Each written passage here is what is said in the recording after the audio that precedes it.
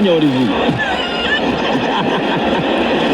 ahita hari ingingo mushobora kuzagera gutya mukabona afashe ikiziriko ashize impyisi afashe impyisi ashizemo hano akayetembereza hariya muri rompuwe mu mujyi.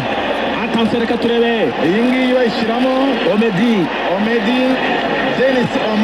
Dennis Omedi no mwana wa Kampala ajya kukuba penalty yano. Dennis Omedi aterekamo Dennis Omedi ajya kukuba penalty yano.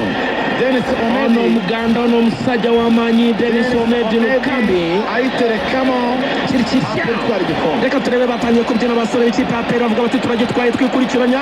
Omedi no muganda asubira inyuma penalty ya nyuma y'ikipe ya APR. Omedi Orozo